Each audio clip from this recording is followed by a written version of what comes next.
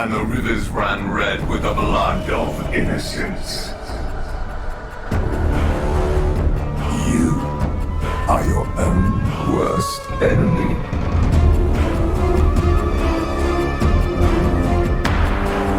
It was madness that strangled this place. You can feel it. Promise you.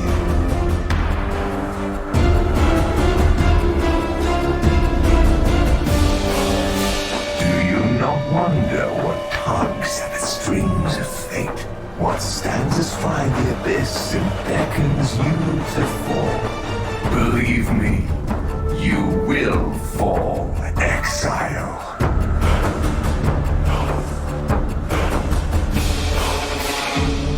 I know you can hear me, exile. You're not mad. Not yet. The walls are closing in. Deeper still, exile. Deeper still.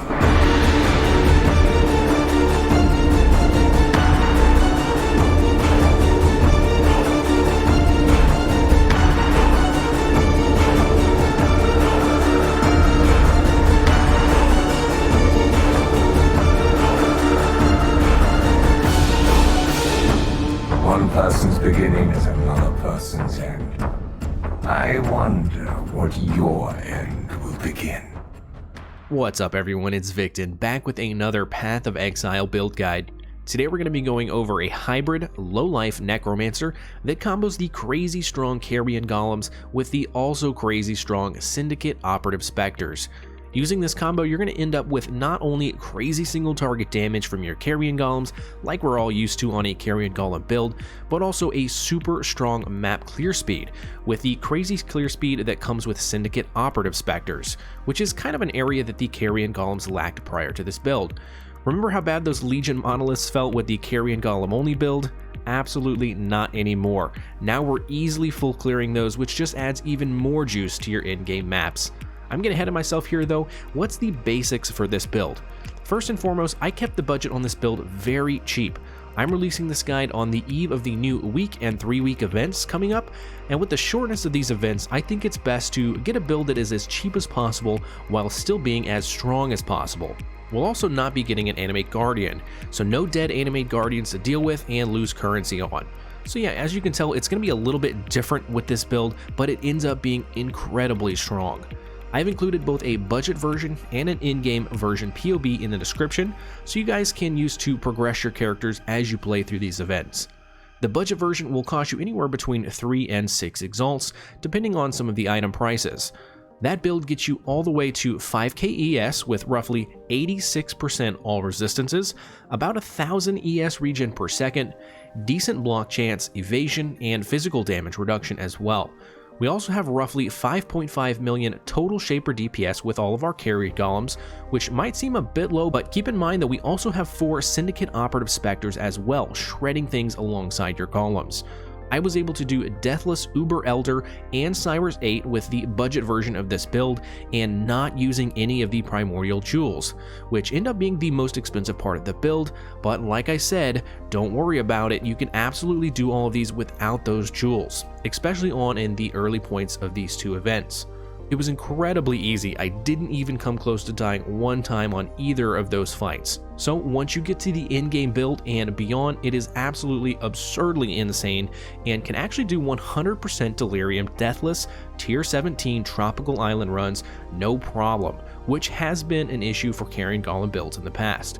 Anyways, that's a brief introduction to the build here, guys, but before I get into everything, if you end up enjoying this guide or any of my other mini Path of Exile build guides, hit that like button and subscribe to the channel for more content just like this. Also, if you're interested in supporting the channel, check out my Patreon linked in the description below or my Twitch channel. Being a subscriber on there or my Twitch channel gets you access to my sub-only Discord, where I very frequently do personal build reviews, and we've built just a great community over there of folks just like you, ready and happy to help others with their builds. And to anyone on Patreon and Twitch supporting the channel, I cannot thank you guys enough. I couldn't be doing this without y'all, so thank you. All that being said, let's first jump into the skill tree, then we're going to go over the gem links, and lastly we'll talk about the gear we'll be using. So without further ado, let's jump into Path of Building. Alright, so first things first is we're going to be using the desktop app Path of Building. A link's going to be in the description for you to download it if you don't already have it. And it's very important to note that if you get an error in your Path of Building, it's because you're not using the Path of Building I have linked in the description. The one that we're using is the Community Fork Path of Building. It's updated more frequently and overall it's just much better than the original. Once you get that, it's just going to be a copy and paste of the POB pastebin link in the description of this video. And then we're going to open up the app and go to the top left hand corner here and click Import Export Build. And then we're going to click Import from Pastebin. And then we're going to paste that link into here and click Import, and you should be good to go. So the way I do my Path of Buildings is I typically have a leveling guide built in, so you can see how to level it up from level 1 all the way up to a level 100 character.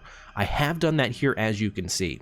We won't go into the leveling process on this video specifically, but take a look here if you're leveling up. I have made it pretty easy for you guys to follow a leveling path, and as always, if you guys have any questions, feel free to ask in the comments on here or hop in my Twitch live stream and come ask away. Always happy to help. I'll also leave a link to a full leveling guide for a Carrion Golem build in the description of this video that I did for last league.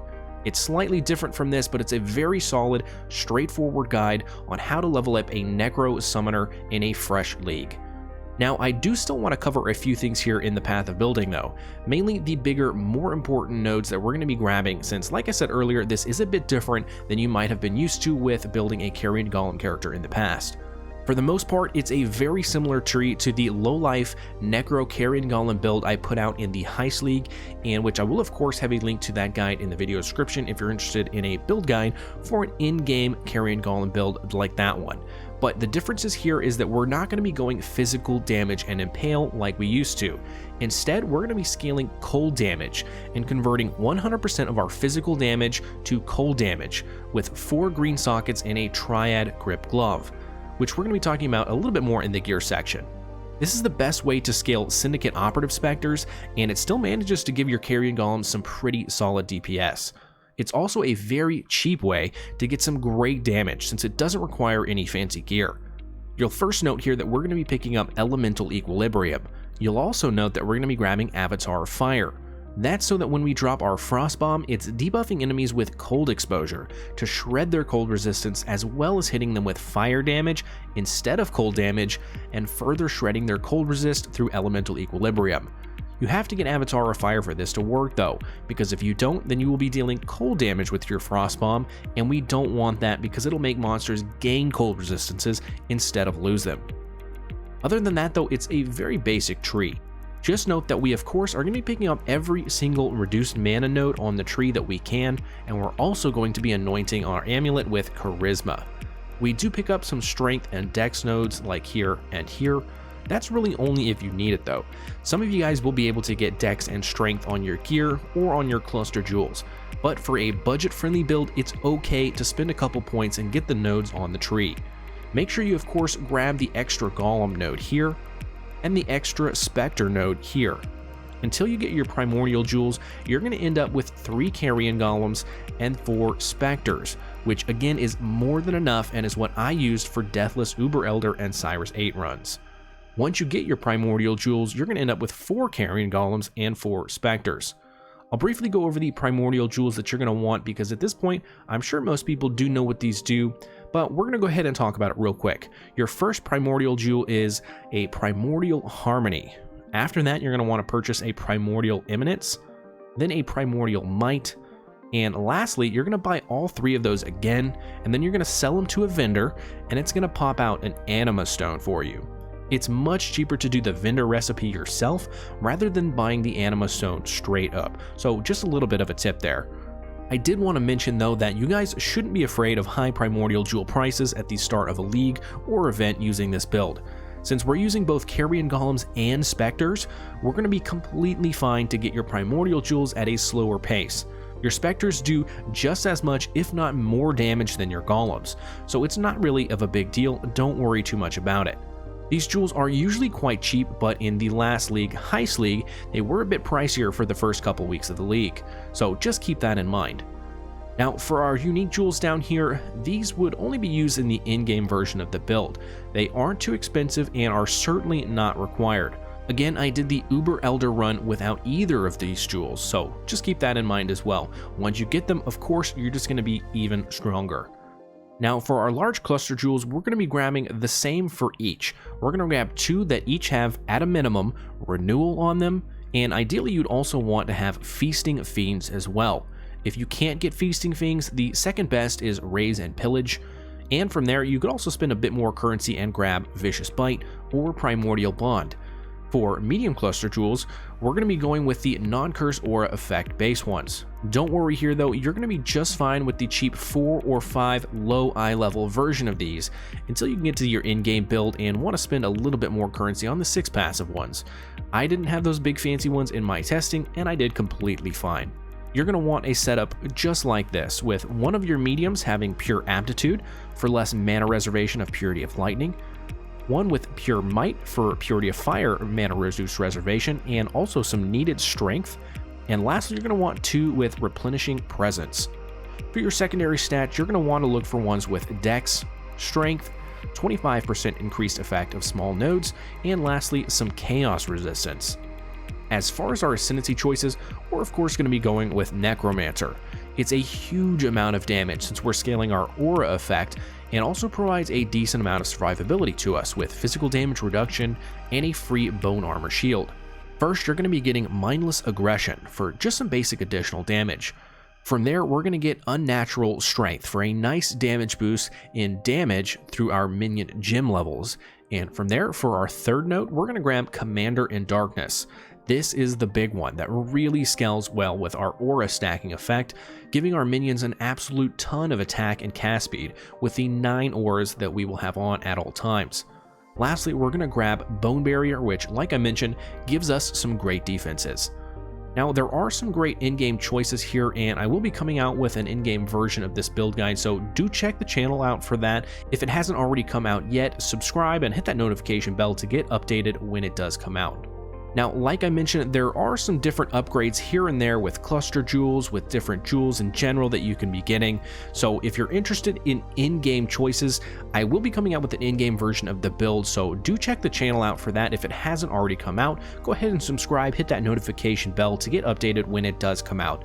This is the League Starter budget version, and it's absolutely amazing, but there's always more and more you can get, so the in-game build could help you guys out if you're interested in pushing this build even further. But yeah, that's all about there is for the skill tree, so let's go ahead and move on to the gem links. So pretty basic here. We're going to start off with our Carrion Golems. We're going to be going with Carrion Golem, Multi-Strike, Minion Damage, Feeding Frenzy, and do note that we still need this in here even after you get your primordial jewels. You're going to be using this for the Feeding Frenzy buff it gives all of your minions, not just that aggressive tag. Next, we're going to be grabbing Elemental Focus, and lastly, Elemental Damage with attacks. Again, this comes out to a very solid budget base of 1.4 million Shaper DPS per Golem, and the in-game build gets about to 4 to 6 million Shaper DPS per Golem. Next, we have our Spectres.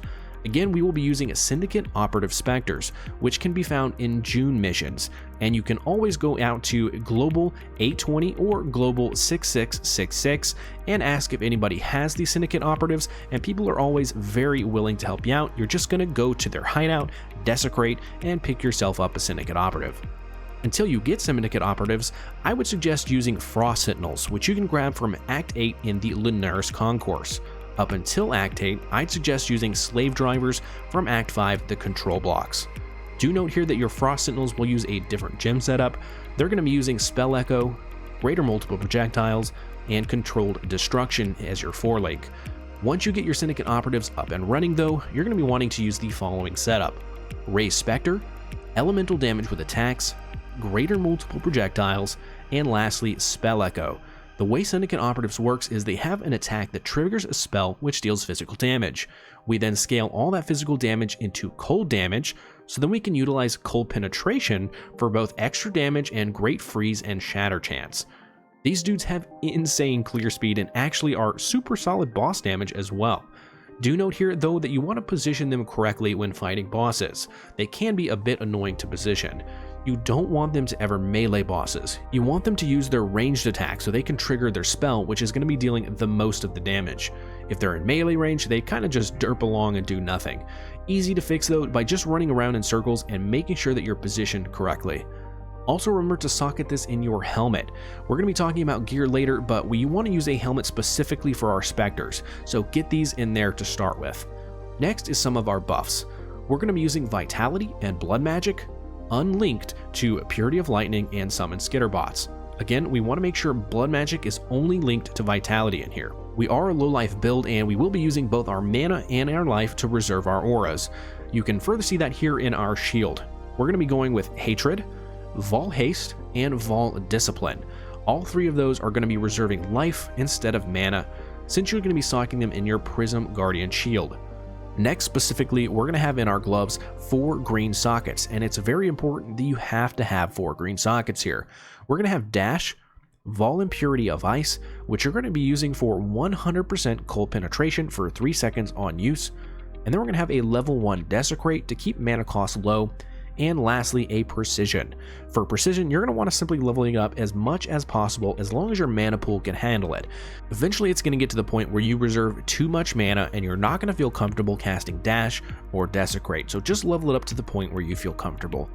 For me, I got mine all the way up to level 18, and then it started feeling a little bit bad, so I kept it at level 18. Moving on to our weapon, we're going to have Raised Zombies, Flesh Offering, and Frost Bomb. Eventually, you're going to have a weapon with the Benchcraft trigger socketed spells when you use a skill. This automates casting everything in here, which makes your life 1,000 times easier. It means that you'll never again have to summon another zombie, or ever cast Flesh Offering, or even debuff enemies with your Frost Bomb.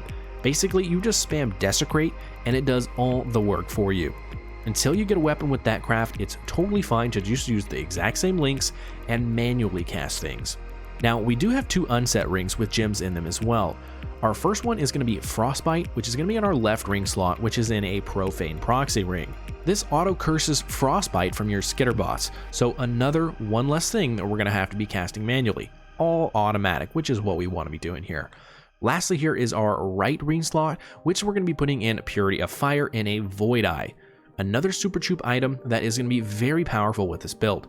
Using this ring with a Purity of Fire, get your Purity Fire all the way up to a level 27 and 86% maximum resistances without even trying too hard. Okay, cool, so that is our gem links, so let's go ahead and move into our gear choices. So for gear, let's first start off by talking about our body armor. The Solaris Lorica will be our budget 6 link. These are always super cheap anytime and in any league. You do need this if you're going low life, and it can be used in place of a Shavron's Wrappings until you get that. It makes chaos damage not bypass your energy shield, effectively letting you reserve life for your auras. Even with my budget build where I had absolute poop gear and this body armor, I still had just under 5k ES. I would say that even around 4k ES, this build is going to feel incredibly tanky, so this body armor is a fantastic cheap boost to the build. For your in-game body armor, you're going to be of course looking to switch over to a Shavron's Wrappings, so you can grab another about 1.2k ES or so. For our shield, we do have a Prism Guardian. This shield is quite cheap and is mandatory for the build. It's going to let our aura socketed in it be reserved as life, and they're going to get a big reduction in that life reservation. Eventually, you are going to want to get an in-game item, and you're going to try and get one that has a corrupted physical damage taken as any of the elements. Or if you're made of currency, you could also get a double corrupt and get that +2 to socketed aura gems as well. That's quite juicy. For your gloves, like I mentioned earlier, we're using 4 green socketed triad grips. Having 4 green sockets in this gives our minions 100% of their physical damage converted to cold damage. Now, make sure you use the Benchcraft color rolling trick instead of using chromatic orbs, otherwise it would be super annoying to get 4 green sockets on this item which are off colors.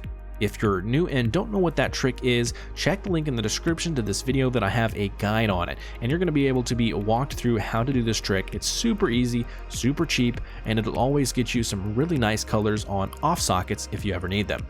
Moving on to our boots, we're just going to grab a simple pair of Syndicate here. They have nice ES and Dex, as well as good movement speed. For your in-game pair, you could get the Life Regen enchant on them, and or the +2 to socketed aura gems corruption. For your belt, you're going to be wanting to use a Darkness Enthroned. This belt buffs the jewels inside of it by 75%. It's a crazy strong belt for how cheap it is. We want to be using jewels like this inside of it. We prioritize Energy Shield, minions deal damage when you use a minion skill recently, cold or physical minion added damage, strength, and dexterity lastly.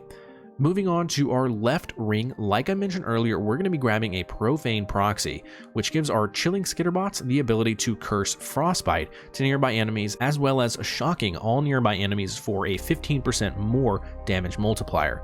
This is a huge damage boost. And pro tip here, don't worry about the resistance numbers. We actually are way overcapped on our resistances, so get the absolute cheapest ring here you can, even if the resistances are terrible.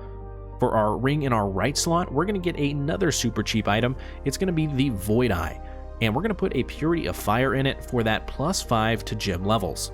For our weapon, we can first use a Clay Shaper while leveling up. This will give you +1 to maximum Golem. I actually typically level as a hybrid life and energy shield build using 2 Clay Shapers until I get a Solaris Lorca body armor and the Prism Guardian, and then switch over to low life. Once you get into maps and have some currency, I suggest buying or crafting a wand like this with +1 to all spell skill gems. This buffs every spell skill gem you have in your entire build, so from your auras all the way to your golems and your specters. More importantly though is the Trigger Socket Spells Benchcraft, which comes from June missions. This will make it so that every gem inside of your wand gets auto-casted whenever you use, for example, Dash or Bone Armor, or you use Desecrate. So it really just basically automates your entire character, and all you have to do is run around and push one button. It makes your build feel silky smooth. Ideally, you'd eventually want an in-game wand to also have +1 to minion gems and some minion damage and or attack and spell cast speed. Moving on to our helmet. Now this is actually pretty cheap and easy to self-craft. You simply want an Elder helmet of at least eye level 68, so you can craft +2 to minion gems, and gems are supported by at least level 16 minion damage. For level 18 minion damage, you'd want an eye level 75 Elder helmet, and for +3 to minion gems and +20 to minion damage, you need an eye level 86 Elder helmet. Easy peasy though, just start off with that Elder eye level 68 helm, throw on some bound fossils, or even use alterations, and you can craft it pretty easily. Getting these 2 stats makes your Spectres do so much more damage, and it's very cheap and easy to craft. Ideally, as an in-game helmet, you'd want, and in this order of importance, +3 to minion level gems, +20 to minion damage, +20 to hypothermia, 30% more elemental damage to socketed gems, and if you really want to go crazy, even add in socketed spells have 2 or 3% extra crit chance. That would be a mirror tier helmet. Don't worry though, even the base little dinky +2 to minion gems and +16 to minion damage helmet, that's what I was using when I did a Deathless Uber Elder and Cyrus 8 run, so it's completely fine to start there. Lastly here for our gear is our flasks. Don't neglect these guys. These are actually incredibly important and provide so much defense for your character. We're going to go with a Jade Flask, Quartz Flask, and an Amethyst Flask. For those 3 flasks, we're going to want to make sure that we have these suffixes somehow between them. You want Curse, Freeze, and Bleed immunity. We're then going to grab a Rumi's Concoction for some armor and block chance. And lastly, a Taste of Hate, which gives us great cold damage reduction, as well as physical damage taken as cold damage. Getting as much physical damage taken as any element is really strong for us since we have such high maximum elemental resistances, so Taste of Hate is actually very strong here. And that's really it, guys. That was everything you need to know to build a super cheap and super strong hybrid Spectres and Golems low-life Necromancer. This will likely be my new go-to for any league start, as it's super cheap and combines the crazy single target Carrion Golem damage with the crazy strong single target and AoE damage from the Syndicate Operatives into one mega juicy build. I will also be using this as my starter character in these new events coming up. I mean, even the budget version is doing Deathless Uber Elder and Cyrus 8. What more can you ask for in a budget build? It's also incredibly tanky, and you could easily take this to level 100 even with the budget version. I think it's going to be a fantastic choice for these 1-week Mayhem and the 3-week Flashback events, and I highly recommend you guys give it a try. Don't let those primordial jewel prices scare you. Get them as you earn currency, it's completely fine. You're still going to destroy all the content. This build, even more so, isn't as dependent on them as our Carrion Golem builds, because our Syndicate Operatives just do so much damage alongside our Golems, if not more damage, so missing out on 2 extra Golems from the Primordial Jewels isn't really that noticeable until you get into the super endgame content. Anyways, that's all I got for this one. I hope you guys learned some things, and if y'all end up playing this build, I hope you guys do like it and it works out for y'all. If you ended up enjoying this guide, do hit that like button and consider subscribing to the channel for more guides and content just like this. Also consider supporting the channel on my Patreon or on my Twitch channel, both of which will be linked in the description below. Both a sub on either of these get you access to my sub-only Discord, where we've built an awesome community and I'm always in there helping people out doing individual build reviews. Also, I'll be streaming these events coming up quite a lot. I'll be most likely on every single night for the next month or so. So hop in the Twitch stream, come hang out with us. Thanks everyone, and I will catch y'all in the next one.